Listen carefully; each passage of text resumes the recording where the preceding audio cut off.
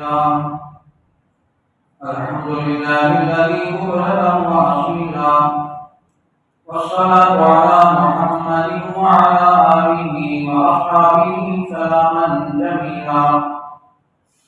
أما بعد فقد قال الله تبارك وتعالى في كلامه المجيد والفرقان الحميد: أعوذ بالله من الشيطان الرجيم. بسم الله الرحمن الرحيم.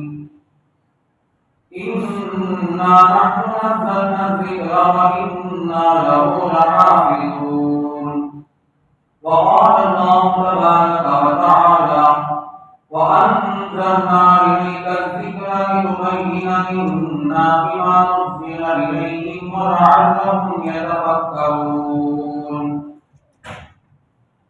وقال النبي صلى الله عليه وسلم: خيركم من تعلم القرآن وعلمه.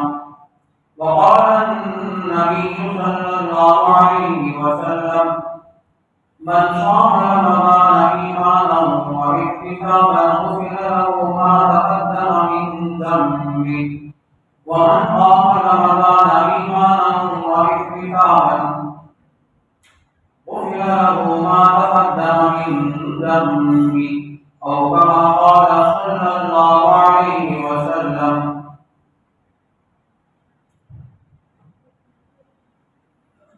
اللہ تبارک و تعالیٰ کا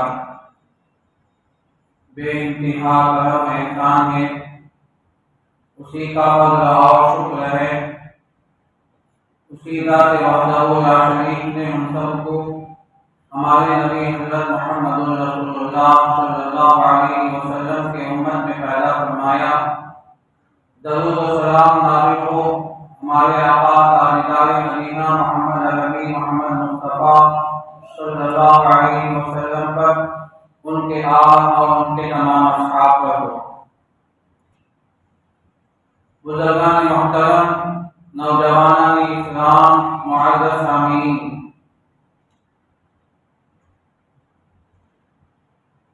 اللہ تبارک و تعالیٰ نے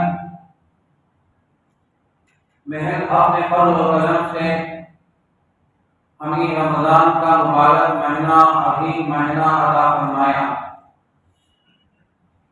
اور اس میں روزہ رکھنے اور تراویح پڑھنے کی، قرآن سننے اور سنانے کی اللہ نے توفیق عطا فرمایا۔ اللہ کا مزید احسان یہ ہے کہ اسی نے ہمیں صحت و عافیت کے ساتھ رمضان کا یہ مہینہ ہمیں عطا فرمایا ہے، اور اسی کی توفیق سے ہم عبادت بھی کرتے ہیں، قرآن کی تلاوت، نمازوں کا اہتمام، نوافل کا اہتمام، سنت کا اہتمام، تہجد اور دیگر نمازوں کا ہم اہتمام کرتے ہیں۔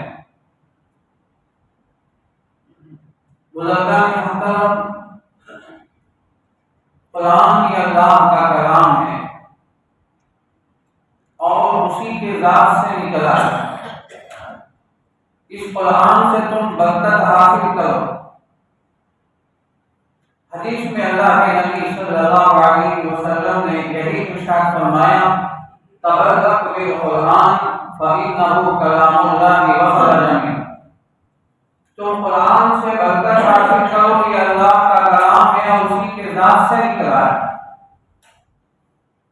اللہ کے کلام سے برکت حاصل کرنے کی کیا معنی؟ ایک معنی یہ ہو سکتا ہے جو ہم سمجھتے ہیں، قرآن کو ہم نے برکت کے طور پر گھر میں رکھ دیا، مساجد کے الماریوں میں رکھ دیا، اور قرآن کو کبھی دیکھ لیا، اور قرآن کو کبھی چھو لیا، اور قرآن کو کبھی آنکھوں سے سینوں سے لگا لیا اور بوسہ دے دیا، تو یہ برکت کے طور پر۔ تو عام معنی ہم یہی سمجھتے ہیں کہ تبرک بالقرآن، قرآن سے برکت حاصل کرو، لیکن یہ معنی مراد نہیں ہے۔ یہ تو ایک ظاہری معنی ہے، لوگ ہر آدمی اس کی عزت کرتے ہیں، اس کی برکت حاصل کرنے کے لیے اس کو تاقوں میں سجا کر رکھتے ہیں، اس کو الماریوں میں اور اسے ریشم کے کپڑوں میں سجا کر رکھتے ہیں، لیکن یہ معنی یہاں مراد نہیں ہے جو حدیث میں اللہ کے نبی صلی اللہ علیہ وسلم نے ارشاد فرمایا۔ یہاں جو اللہ کے نبی نے فرمایا کہ برکت حاصل کرو، اس کا معنی یہ ہے کہ اس کو پڑھ کر، اس کو سمجھ کر، اس کے مفاہیم اور اس کے مطالب کو سمجھ کر اس سے برکتیں حاصل کرو، اس کے علوم سے برکت حاصل کرو، اس کے فیوز سے برکت حاصل کرو، اس کے اندر جو علوم ہے، جو فنون اور حقائق اور دقائق ہیں، اس کو سمجھ کر قرآن سے برکت حاصل کرو۔ یہ اصل برکت حاصل کرنا ہے۔ اس لیے کہ قرآن کریم میں اللہ تعالیٰ نے اپنے نبی حضرت محمد رسول اللہ صلی اللہ علیہ وسلم کے بعثت کے مقاصد کو 4 ذکر فرمایا۔ یتلو علیہم آیاتی ویعلمہم الکتاب والحکمۃ ویزکیہم۔ ایک تو یہ کہ قرآن کو تلاوت کرنا، قرآن کی تلاوت کرنا جیسا کہ اس کا حق ہے، تجوید کے ساتھ، مخارج کے ساتھ، صفات کے ساتھ اس کو صحیح سمجھ کر صحیح اس کو پڑھنے کی کوشش کرنا، یہ یتلو علیہم آیاتی۔ پھر آگے دوسرا اور تیسرا مقصد ذکر فرمایا، وَيُعَلِّمُهُمُ الْكِتَابَ وَالْحِکْمَةَ۔ اللہ کے نبی تم کو قرآن پڑھ کر اس کی تعلیم دیتے ہیں اور حکمت اور اس کی فقہ کے بارے میں ان کو سکھاتے ہیں۔ تو قرآن کریم کے معنی کو سمجھنا، اس کے مفہوم کو سمجھنا، اس کے مطالب کو سمجھ کر پھر اس سے برکت حاصل کریں کہ اللہ نے قرآن کریم کے اندر کیا کیا مضامین رکھے ہیں، اللہ نے قرآن کریم کے اندر کیا مفہوم رکھے ہیں، اللہ نے قرآن کے اندر کیا مطلب ہے۔ ابھی ہم نے اس کو سمجھنے کی کوشش کی، کبھی ہم نے اس کو پڑھنے کی، اس کو سیکھنے کی کوشش کی ہے۔ جہاں قرآن کریم کے دروس ہوتے ہیں، قرآن کے درس ہوتے ہیں، احادیث کے درس ہوتے ہیں، کبھی ہم اس میں شریک ہو کر قرآن کو سمجھنے کی ہم کوشش کرتے ہیں۔ تو اصل قرآن کی جو برکت ہے اس کو سمجھنے کے بعد، اس کے مفہوم کو لینے کے بعد اس سے جو برکت حاصل کی جائے گی، یہ اصل برکت ہے۔ تبرک بالقرآن، قرآن سے برکت حاصل کرو، کیوں؟ فَإِنَّهُ كَلَامُ اللَّهِ، اس لیے کہ وہ اللہ کا کلام ہے، کوئی کلام الناس نہیں، لوگوں کا کلام نہیں ہے، لوگوں کی باتیں نہیں ہیں، نعوذ باللہ اس میں بیکار کی قصے کہانیاں نہیں ہیں، یہ اللہ کا کلام ہے۔ اس لیے تمہارے اوپر ضروری ہے کہ اللہ کے کلام کو پڑھیں، اللہ کے کلام کو سمجھیں، اس کے معنی اور مطلب کو سمجھنے کی کوشش کرنا یہ ہماری ذمہ داری ہے، ورنہ قیامت کی بڑھ جائے۔ ابھی ایک کلپ آیا تھا حضرت مولانا خلیل الرحمن صاحب سجاد نعمانی کے، آپ بھی سنے گے، اکثر سنے ہوں گے۔ ابھی قریب میں 2-4 روز پہلے حضرت کے بعد حضرت نگاہ فرمایا، آج ہم سمجھتے ہیں کہ سب سے بڑا گناہ کیا ہے؟ جھوٹ بولنا، غیبت کرنا، زنا کرنا، بدکاری کرنا، سود لینا اور اس طرح کے بڑے بڑے گناہ ہیں، اس کو ہم بڑے گناہ سمجھتے ہیں۔ میں حضرت کی بات نقل کر رہا ہوں، میں اپنی بات نہیں۔ مولانا خلیل الرحمن صاحب سجاد نعمانی جانا پڑتا تو ان کی بات نقل کر رہا ہوں۔ تو حضرت نے آگے فرمایا، آج سب سے بڑا گناہ یہ ہے کہ قرآن کو نہ سمجھنا ہے، سب سے بڑا گناہ ہے۔ آپ کو بھی تین بار دیکھ لیں، آپ سنیں، 1 سے 4 بار سنیں، حضرت کی بات پر غور کریں۔ آج ہم نے اس کی ذمہ داری نہیں سمجھا۔ تو پہلی ذمہ داری یہ ہے کہ ہم قرآن کے الفاظ کو تجوید اور ترتیب کے ساتھ، مخارج کے ساتھ، اس کے صفات کے ساتھ پڑھنے کی کوشش کریں۔ دوسری ہماری ذمہ داری یہ ہے کہ ہم قرآن کو سمجھیں، قرآن کے مفہوم کو، قرآن کے اندر جو مفہوم ہے اس کو سمجھنا ایک بہت بڑی ذمہ داری ہے، ورنہ ہم سب سے بڑے مجرم ہم ہی ہوں گے۔ کل قیامت کے دن اللہ کے بارے میں ہمیں پوچھا جائے گا کہ میرا کلام تمہارے پاس آیا تھا، میرا قرآن تمہارے پاس موجود تھا، تمہارے پاس علماء موجود تھے، تمہارے پاس قرآن کے درس دینے والے موجود تھے، تمہارے پاس قرآن کی تفسیر کرنے والے موجود تھے، لیکن تم نے ان سے کتنا فائدہ اٹھایا کہ نہیں اٹھایا؟ تم نے وہ نکال کے قرآن کو سمجھا کہ نہیں سمجھا؟ تو یہ اللہ کا کلام ہے، یہ رمضان کا مبارک مہینہ ہے، یہ مفہوم، یہ مضمون میں اس لیے اس مہینے میں اس جملے میں اٹھا رہا ہوں کہ رمضان کے مہینے میں ہمارے دن نرم ہوتے ہیں، سب روزے سے ہیں، جمعے کا مبارک وقت ہے، اس لیے ہم عزم کریں، ہم ارادہ کریں کہ بقیہ زندگی ہم قرآن کو سمجھنے میں، پڑھنے پڑھانے میں اور سیکھنے سکھانے میں زندگی صرف کریں گے۔ یہ عزم کر کے اٹھے آپ، کم سے کم اللہ کے دربار میں یہ کہہ سکتے تھے کہہ سکتے ہیں کہ یار میں نے کوشش تو شروع کر دی، ورنہ موت کی تو اللہ جانتے ہیں، موت کب آئے گی وہ تو معلوم نہیں، لیکن کوشش ہم شروع کر دیں، شروع کرنے کے بعد سیکھنے سمجھنے سے پہلے اگر موت آ گئی تو کم سے کم اتنا بہانہ تو ہم اللہ کے سامنے کر سکتے ہیں، یا اللہ میں نے تو کوشش شروع کر دی تھی لیکن زندگی میں ساتھ نہیں۔ یہ منافق مبارک مہینہ ہے، قرآن اور رمضان دونوں لازم منظوم ہیں، قرآن اور رمضان الگ الگ نہیں، یہ دونوں ایک ہیں، جہاں رمضان ہے وہاں قرآن ہے، جہاں قرآن ہے وہاں رمضان۔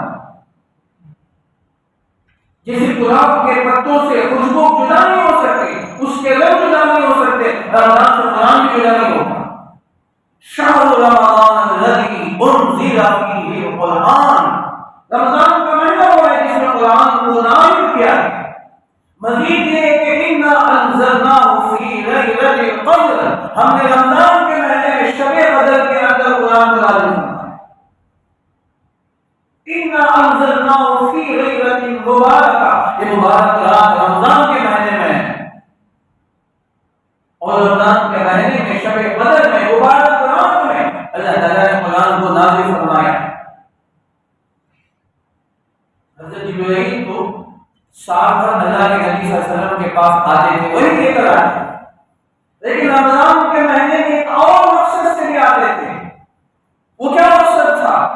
اللہ کے نبی صلی اللہ علیہ وسلم کے پاس صرف اس مقصد سے آتے تھے قرآن کا دور کریں، اللہ کے نبی صلی اللہ علیہ وسلم کو قرآن سناتے تھے، اللہ کے نبی جبرائیل کو قرآن سناتے تھے۔ یہی دور کا سلسلہ چلا ہے جو رمضان میں بخاری کرام دن پر قرآن کا دور کرتے ہیں اور رات میں محراب میں کھڑے ہو کر سناتے ہیں۔ یہ وہی سنت ہے، وہیں سے سنت ہے تواتر سے جاری۔ تو رمضان کے مہینے میں حضرت جبرائیل کے آنے کا ایک اہم مقصد قرآن کو سنانا ہے، قرآن سننا ہے۔ یہ قرآن سننے سنانے کا مہینہ ہے، قرآن پڑھنے پڑھانے کا مہینہ ہے، یہ قرآن جو نازل فرمائے اس کو سمجھنے اور سمجھانے کا مہینہ ہے۔ اس مہینے میں اگر ہم قرآن نہ پڑھیں تو پھر کب پڑھیں گے؟ اس مہینے میں اگر ہم قرآن کو نہ سمجھا تو کب سمجھیں؟ اگر آج بھی ہم نے اگر تراویح کے اندر اگر ہم قرآن نہیں سنے تو پھر کب سنیں؟ یہ رمضان کا مبارک مہینہ ہے دوستو، اللہ نے ہمیں عطا فرمایا ہے، زندگی کا کوئی بھروسہ نہیں ہے کہ آئندہ رمضان نصیب ہو یا نہ ہو۔ ابھی دیکھتے دیکھتے آدھا رمضان گزر گیا، 15ویں رمضان ہے، آج کی تراویح 100ویں تراویح ہے جس میں حفاظ کرام کی انشاءاللہ 20 پارے مکمل کر لیں گے جو 1.25 پارہ پڑھتے ہیں۔ اب رہے 10 پارے، بقیہ 9 دنوں کے اندر ان کا مکمل ہو جاتا ہے، 7 دن کے اندر مکمل ہو جائے گا۔ تو دیکھتے دیکھتے گھڑیاں بھی گزر جائیں گے، رات بھی گزر جائیں گے، قرآن سنانے والے بھی اپنے قرآن مکمل کر لیں گے، لیکن سوائے افسوس کا بھی کچھ حاصل نہیں ہوگا۔ میں دوستوں میں آپ سے ایک بات ادب میں آپ سے سوال کرنا چاہتا ہوں، جس میں آپ میرے بزرگ ہیں، آپ میرے بڑے ہیں، کیونکہ بات اہم ہے اس لیے میں آپ سے ادب کے ساتھ میں آپ سے سوال کرنا چاہتا ہوں۔ آپ نے الحمدللہ تراویح پڑھتے ہیں، پیچھے کھڑے ہو کر قرآن سنتے ہیں، اب تک کتنے ہو گئے؟ میں نے اس کی تصریح اس لیے کی کہ آج کی تراویح میں انشاءاللہ 20 پارے مکمل ہو جائیں، جو مان لو کہ آج 20 پارے مکمل ہو گئے ہیں، تو 20 پارے ہم نے ایک حافظ کے پیچھے کھڑے ہو کے سنا ہے۔ تو آپ نے کیسے سنا؟ آپ نے اس کے سننے سے کیا حاصل کیا؟ آپ کو کچھ بات سمجھ میں آئی؟ یہ اللہ کا کلام پڑھا جا رہا ہے، یہ اللہ کا کلام، اللہ کے کلام کی تلاوت ہو رہی ہے، اللہ اس میں ہم سے خطاب کر رہے ہیں۔ قرآن میں 10 20 اور 40 یا ایھا الذین آمنوا، یا ایھا الذین آمنوا آتا ہے، میں اور آپ کی کام ہے، اللہ مجھ سے آپ سے خطاب کر رہے ہیں، کبھی ہم نے اس کا جواب دیا؟ کبھی ہم نے اللہ کے جو کلام یا ایھا الذین آمنوا کافر سے خطاب نہیں ہوتا، ارے یا ایھا الناس ہے، یا ایھا الذین آمنوا کی بات کر رہا ہوں، قرآن کتنی جگہ ہے، ایک تراویح میں آپ کو نظر کتنے مرتبہ یا ایھا الذین آمنوا آتا ہے، یہ آمنوا سے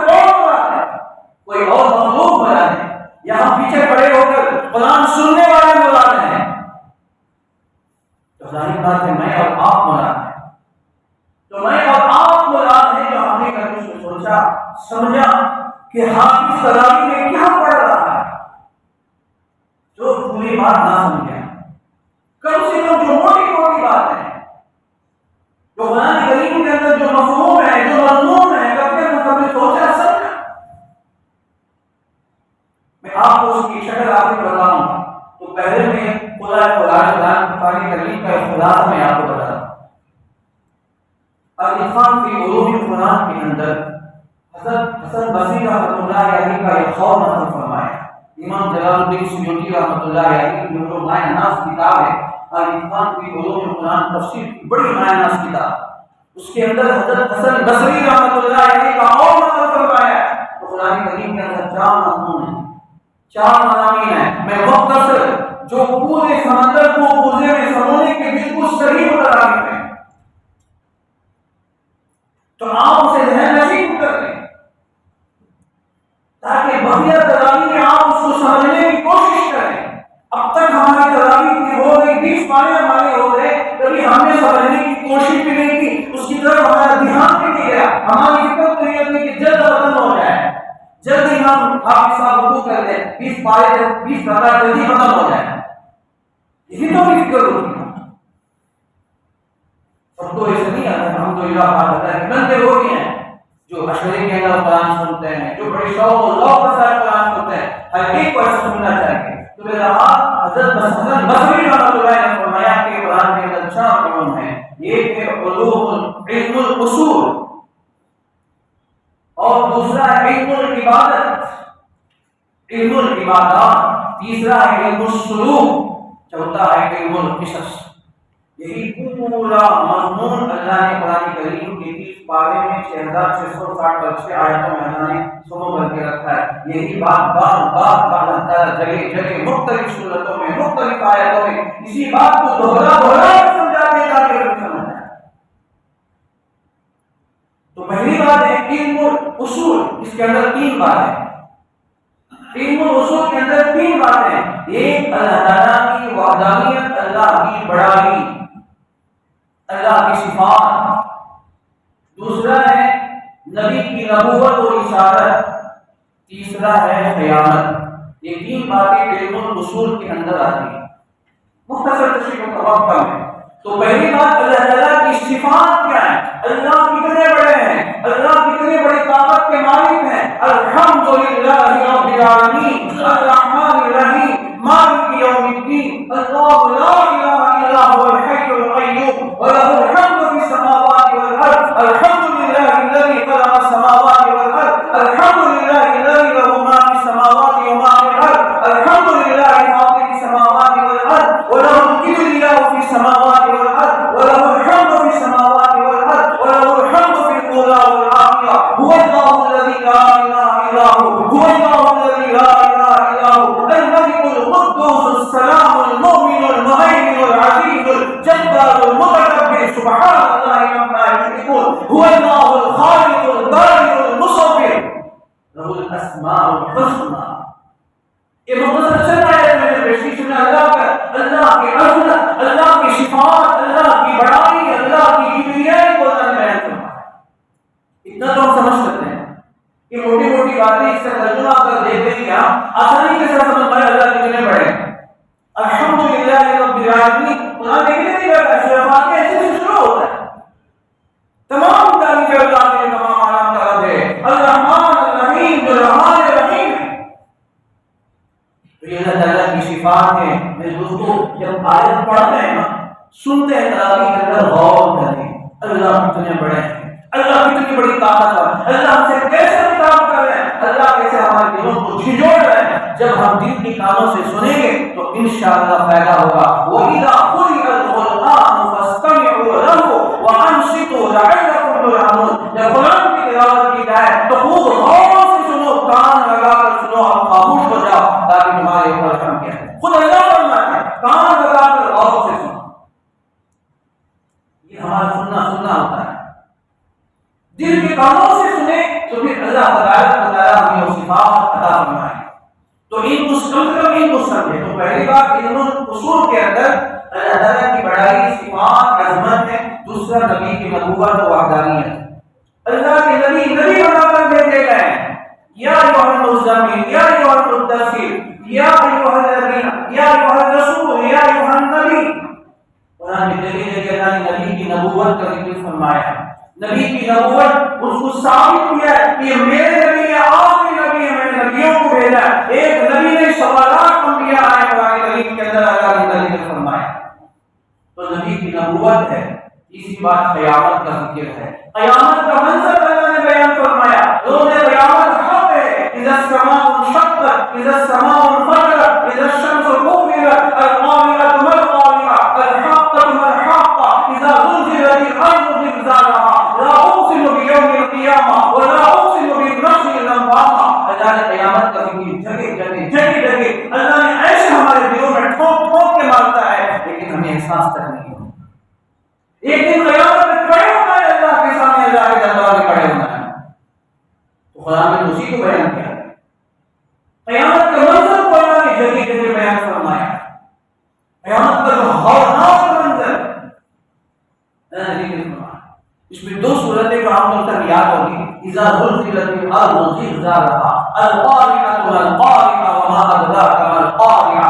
آپ اسے اٹھا کر ترجمہ دیکھیں اور خوب غور سے ایک بار نہیں، 4 بار نہیں، 10 بار. اللہ کیا فرماتے ہیں؟ قیامت قائم ہوگی تو کیا ہوگا؟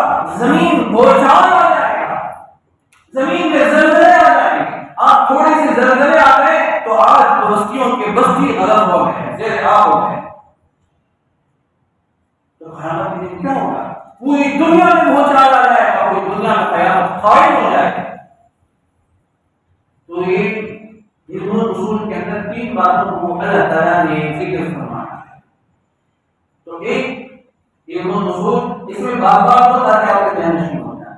تو پہلی بات ہے علم اصول. تو علم اصول کے اندر اللہ کی صفات اور اس کی بڑائی، اس کی عظمت. دوسرا نبی کی نبوت اور تیسرا قیامت کا ذکر فرمایا. پھر دوسری بات جو ذکر فرمایا علم العبادات، عبادت کا ذکر. اللہ نے ہم سے عبادت کا حکم دیا. یا ایھا الناس اعبدوا ربکم الذی خلقکم، اعبدوا ربکم، اے لوگوں تم اللہ کی عبادت کرو. اللہ نے ہم کی عبادت کا تقاضا کرنا ہے. تم میری عبادت کرو، تم میرے سامنے سجدہ کرو، تم سجدہ کرو. وارکعوا مع الراکعین، واسجدوا وارکعوا مع الراکعین. تم میری عبادت کرو. اللہ تعالیٰ فرماتے ہیں کہ میری عبادت کرو. تو عبادت کا ذکر ہے. علم العبادات پورے قرآن میں اللہ نے اسی کو بار بار ذکر فرمایا. ایک دو جگہ ہم غور سے سمجھ لیں نا تو بقیہ جگہوں کو بہت آسانی کے ساتھ انشاءاللہ سمجھ میں آ جائے. کہ قرآن کی جو سرسری جو تعارف میں آپ کے سامنے کرا رہا ہوں، یہ قرآن کریم کا مختصر سا تعارف ہے، تاکہ آپ کو تراویح میں سننے کے اندر انشاءاللہ مزہ آئے گا، لطف آئے گا. اگر دل کے کانوں کے ساتھ پوری توجہ کے ساتھ اگر آپ سنیں گے تو انشاءاللہ فائدہ ہوگا. پھر آپ کا 1 گھنٹہ 1.25 گھنٹہ کیسے گزرے گا پتہ بھی نہیں چلے گا. پھر آپ انشاءاللہ یہ تمنا کریں گے کہ حافظ صاحب اور زیادہ پڑھتے تو کتنا اچھا ہوتا. یہ تمنا ایک بار ہمارے اندر پیدا ہوتا ہے. تو علم الاصول اور دوسرا علم العبادات، عبادات کا ذکر. اور تیسرا ہے علم السلوک. سلوک کہتے ہیں اللہ کے راستے پہ چلنا. سلوک کہتے ہیں کہ اپنی دل کا تزکیہ کرنا، اپنے دل کو اخلاق کے گندے اخلاق سے دور کرنا، اخلاق رذیلہ کو ختم کر کے اخلاق حسنہ، اخلاق عظیمہ پر پیدا کرنا. قد افلح من تزکا، قد افلح من زکاہا. اللہ نے جگہ جگہ اللہ نے اس کا تذکیہ فرمایا. وَيُزَكِّيهِمْ، تم ان کا تزکیہ کرو. قد افلح من زکاہا، کامیاب ہے وہ جس نے اپنے دل کو پاک کر لیا، اپنے دل کی دیواروں کو پاک و صاف کر لیا. تو یہ تزکیہ نفس جو قرآن کریم کے اندر اللہ نے جگہ جگہ ذکر فرمایا، یہ تزکیہ نفس ہے. تو یہ علم السلوک ہے جو قرآن کریم کے اندر ہم سے اس کا بھی مطالبہ کیا ہے. ایک ہے ظاہری اعمال اور ایک ہے باطنی اعمال. ظاہری اعمال پہ اپنے آپ کو صحیح کرے، باطنی اعمال کی طرف جو ہمارے دل کے اندر حسد ہے، غصہ ہے، کینہ کپٹ ہے، بہت عداوتیں ہیں، حسد ہے، یہ تمام چیزیں دلوں کے اندر سے نکلنا ہے. تو اللہ تعالیٰ نے اسی کو علم السلوک فرمایا. یہ تزکیہ نفس ہے. اس کا یہ مضمون کو اللہ نے قرآن میں ذکر فرمایا. یہ مضمون ہو گئے. آخری مضمون ہے علم القصص، قصوں کا اللہ تعالیٰ نے ذکر فرمایا. یہ بہت آسان ہے، لیکن مضامین میں سب سے آسان مضمون یہ قصص والا مضمون، علم القصص۔ قرآن کریم کے اندر اللہ نے قصوں کو بیان فرمایا، یہ قصوں کا سلسلہ الف لام سے شروع ہو جاتا ہے۔ تیسرے رکوع سے آپ کو حضرت آدم و حوا کا، حضرت آدم و ابلیس کا واقعہ، وہاں سے واقعہ، پھر اس کے بعد بنی اسرائیل کا واقعہ تقریباً ہر جگہ چلتا ہے۔ میں سمجھتا ہوں کوئی علماء کی تراغیب ایسے نہیں ہوتی جس میں حضرت موسیٰ کا بنی اسرائیل کا تذکرہ نہ آتا۔ کل آپ بخاری مدینہ قرآن سنے ہوں گے تراغیب کے اندر، اس کے اندر بنی اسرائیل کا واقعہ دو تین جگہ ہے۔ تو آج کی تراغیب میں بھی آپ کو پہلے ہی سبق میں، پہلے ہی لگن میں آپ کو یہ بنی اسرائیل کا واقعہ، حضرت موسیٰ کا واقعہ، پھر حضرت سلیمان علیہ السلام کا واقعہ آپ کے سامنے آئے گا۔ پھر اس کے بعد سورۃ القصص جو 20ویں پارے میں ہے، پوری سورت کے اندر اللہ تعالیٰ نے جو 3 رکوع میں حضرت موسیٰ علیہ السلام کے پورے واقعہ، ان کی پیدائش، ان کی جوانی، ان کی اڑک پر ان کا بڑا ہونا، پھر ان کی جوانی، ان کی شادی، ان کی نبوت تک کا اللہ نے ذکر فرمایا۔ یہ کتنا آسان ہے، یہ قرآن کے قصوں کو سمجھنا اور پڑھنا، اسے یاد رکھنا سب سے آسان ہے۔ دیگر مضامین کے مقابلے میں یہ مضمون بہت آسان ہے۔ تو اس لیے آپ سے میں درخواست کروں گا، اگر میں درخواست کروں گا کہ تراغیب میں جانے سے پہلے طریقہ یہ ہے کہ جو ثواب والا آپ سنتے ہیں، آج سنیں گے، اس کا ایک ترجمہ، سرسری ترجمہ لے کر چلے جائیں۔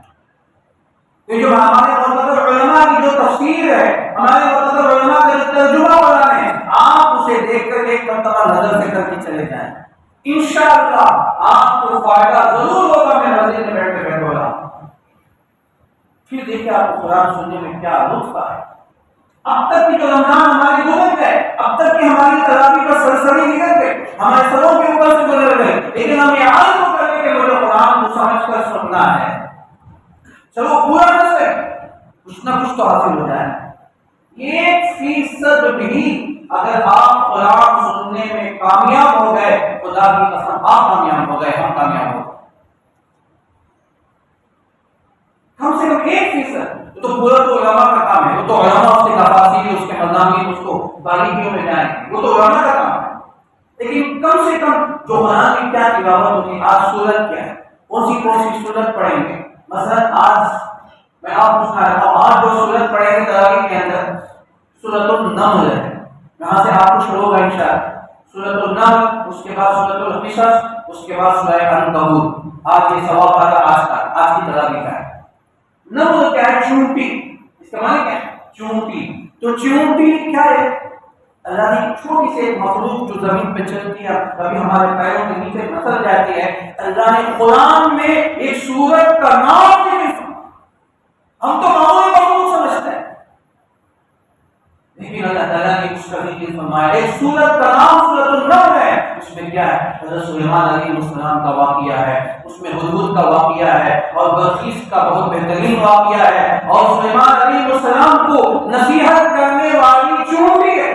یا ایھا النمل ادخلوا مساکنکم لا یحطمنکم سلیمان وجنودہ وهم لا يشعرون فتبسم ضاحکا من قولها وقال رب اوزعنی ان اشکر نعمتک التي انعمت علی۔ یہ پہلی رکعت میں یا دوسری رکعت میں آپ کی قصہ شروع ہو جائے۔ تو یہ 4-5-6 رکعت کے بعد پھر اس کے بعد قصص شروع ہوگا، اس کے اندر قصے ہیں۔ حضرت موسیٰ علیہ السلام کا واقعہ، اللہ تعالیٰ نے وہاں قصوں کو ذکر فرمایا ہے۔ حضرت موسیٰ کا شروع سے حضرت موسیٰ علیہ السلام کا پورے واقعے کو اللہ نے ذکر فرمایا، اور آپ نے دیگر مضامین کو اللہ نے ذکر فرمایا۔ اس کے بعد آخر کی 4 رکعتوں میں آپ سورہ عنکبوت سنیں گے۔ عنکبوت کے معنی مکڑی کے، مکڑی ایک معمولی سا مخلوق، جیسے چھوٹی زمین پہ چلنے والی معمولی مخلوق ہے، تو اوپر رہنے والی چھوٹی سی مخلوق ہے عنکبوت۔ اللہ تعالیٰ نے اس کا ذکر فرمایا۔ آخری تلاوت کی آخری تلاوت کی آخری رکعت میں آپ سنیں گے مثل الذین مثل العنکبوت ان اوهن البیوت لبیت العنکبوت۔ اللہ اللہ تعالیٰ نے اس کی مثال دے فرمایا تو ہم ان مضامین کو ہم سمجھے پہلے سے ہم تھوڑا سا قرآن کے ترجمے کا مطالعہ کر کے ترجمے کو دیکھ کر کم سے کم آ جائیں تو پھر تراویح نہ کر کر ہم کھڑیں گے تو انشاءاللہ آپ جو حافظ پڑھتا ہے تو آپ اس کو سمجھنے میں توجہ ہوگی، آپ انتظار میں رہیں گے وہ آیت کب آئے گی، وہ حصہ کب آئے گا، وہ سورت کب آئے گی، ابھی تک حادثہ وہاں نہیں پہنچے، آپ یہ شوق یہ جذبہ بڑھتا رہا ہے۔ اللہ کرے کہ ہم سب کو پیدا یہ دوستو رمضان ایسے گزرنے والی بات نہیں، عام دنوں کی طرح گزرنے کی چیز نہیں ہے۔